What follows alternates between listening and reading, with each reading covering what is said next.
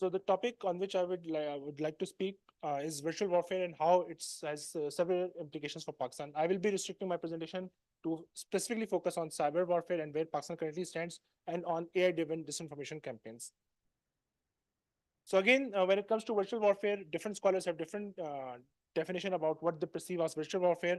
I have put in here the definition which has been given by a cultural anthropologist, Roberto Gonzalez. He says that again, it's a war conducted by robotic systems, something which we have listened to in the second session of this conference. Again, algorithmic driven propaganda campaigns and psychological ops, next generation social sciences models, again, which can help us in predicting human cooperation and again social instability, and again predictive modeling and simulation programs. So again, I will be restricting myself to cyber warfare and AI-driven campaigns. Again, when it comes to Pakistan, we unfortunately does not have a cybersecurity strategy. We do have a cybersecurity policy, but again, there are a lot of ambiguities within the cybersecurity policy in itself. For example, the critical infrastructure, it has not been properly defined. And again, there is an ongoing debate within the policy makers as to what is our critical infrastructure. Unfortunately, we have not identified our election security as part of critical infrastructure. We have not identified our parliament and its working as part of critical infrastructure.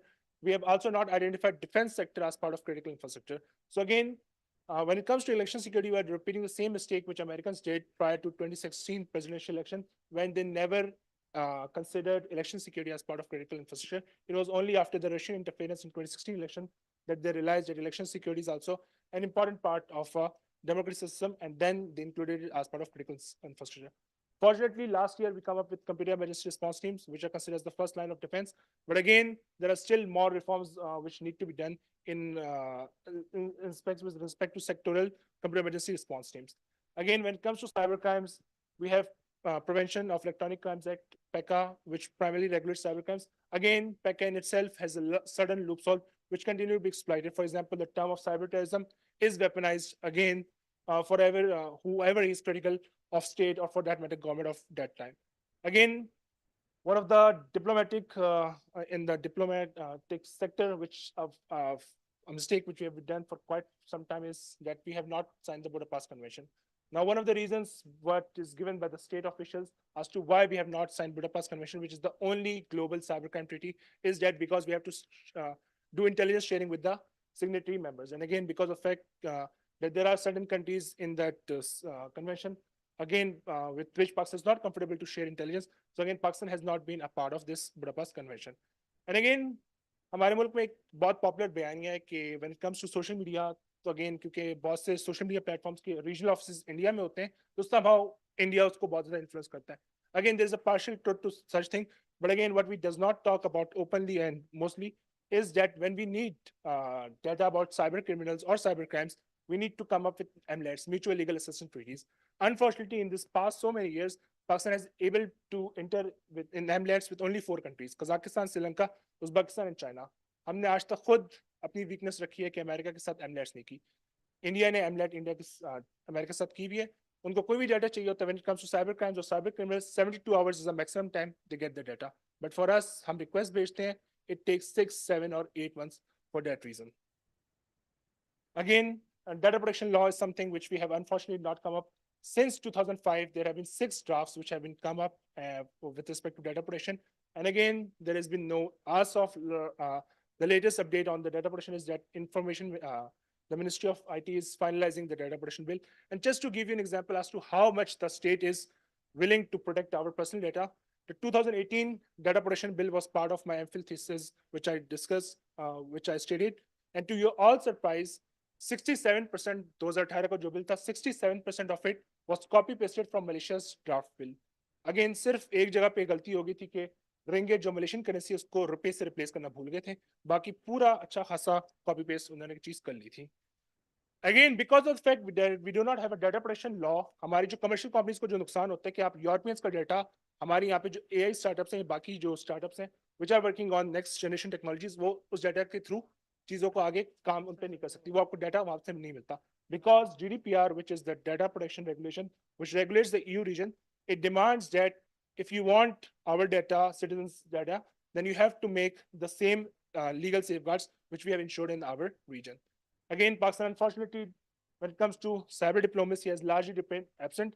We have made some participation, but largely we have remained absent, again, it is our own weakness for that matter. Again, when it comes to our armed forces or intelligence agencies, each one of us work unilaterally. There is no, for example, cohesion when it comes to cyber matters. And again, we lack uh, budgetary allocations. In the last 15 years, we have not even spent 0.1% of our national budget on IT related sector. This is if we are talking all day about the importance of these technologies to warfare and strategy, but unfortunately, in the past 15 years, we have not even allocated 0.1% of our national budget on IT related matters. Similarly, moving on to AI disinformation campaigns. Now, why it has become a threat? Because now more people, especially when it comes to South Asia, about 40% of our youngsters in South Asia primarily relies on social media platforms for news consumption. They does not go on CNN, Dawn, or Times of India. They rely on Facebook, TikTok, and other platforms for news consumption. And again, because of the fact that again people are generally losing trust, and it's a global trend. It's not only South Asia or Pakistan specific trend. It's a global trend where people are losing trust in traditional media institutions. CPEC case study is a good case study. Again, a lot of disinformation propaganda which you listen about CPEC is primarily because the government at that time, for the first 2 years, never published openly about CPEC data. And again, a lot of controversies which we continue to listen about CPEC primarily originates from that specific time period. Confirmation bias is something which we all suffer from every day when it comes to consuming news. Again, amplification of disinformation has primarily become very easy with the advent of generative AI tools. Again, primarily each one of us can now come up with a news website and start posting content on that. There are now around 700 to 800 websites which primarily copy paste news stories from mainstream media platforms and post them on their uh, content farms websites. Again, the challenges which we face right now is again, as I've told, that PECA is primarily not being used as it should be used, for example, for regulating cybercrimes. And unfortunately, PECA primarily covers around 6 to 7 main crimes. Just to give you an example, FBI lists 31, at least 31 cybercrimes, which it considers cybercrimes. But unfortunately, in Pakistan, we have primarily come when we talk about cybercrime, it is only about 6 to 7 common cybercrimes. And again, AI disinformation campaigns have been successful in all those countries, including Pakistan, where we have existing fault lines. If you have existing fault lines, they will be used for spreading disinformation. Another thing which we have not often talked about, again, as at a government level, is India's hack for hire industry. It has now become a popular industry where people from all around the world hire Indian hackers for again subversive activities, and this is something which we unfortunately have failed to highlight at international forums. Similarly, this disinformation ecosystem, thanks to EU Disinfo Lab, which was somehow investigating Russian disinformation, but come up on the Indian disinformation. But again, as a government or state, we have not been highlighting this as a proper way. Again, there is a proliferation of self-declared OSINT accounts, which again try to come up with this idea that they have some information based on satellite imagery or some other tools. And again, they try to legitimize themselves. Again, when it comes to OSINT or open source intelligence, you always have to rely on those platforms, those individuals which have a rigorous methodology to their information collection. Again, there is a lack of clarity when it comes to critical infrastructure.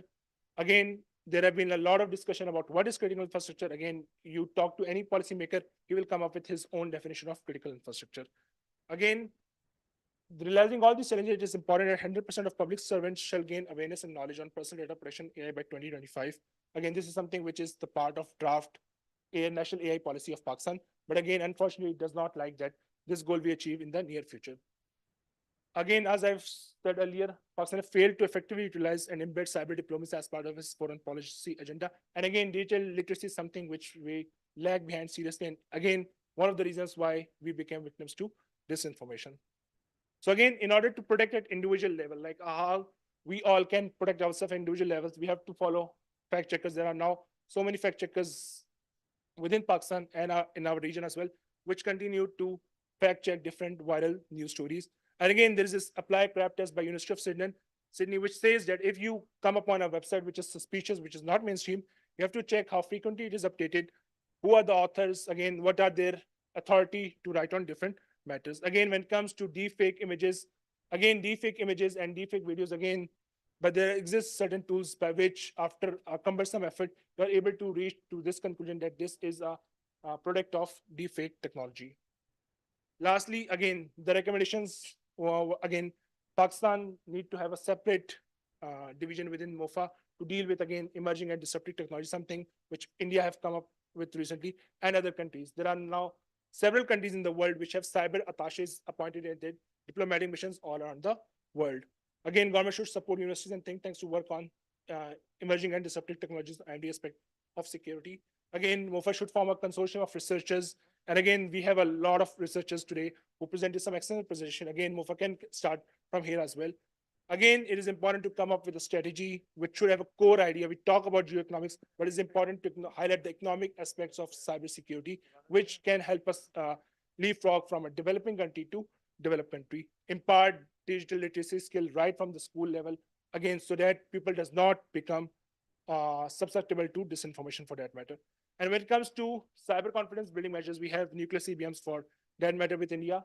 What I personally feel, in order to start cyber CBMs with India, although the environment right now is not conducive for them, for future sakes, again, Pakistan and India both need to sign the Budapest Convention. So again, that could be a starting point. Pakistan, for that matter, has been significantly taken a lead by agreeing to the 11 norms, cyberspace norms, which one of the norms says that your soil should not be used for cyber attacks against other country. India has still not agreed to these norms. So again, this can be a starting point for cyber CBM for both countries. And when it comes to lastly, building the cyber law enforcement capacity, it is important to provide training and education, and again, developing the capacity building of law enforcement agencies. Thank you.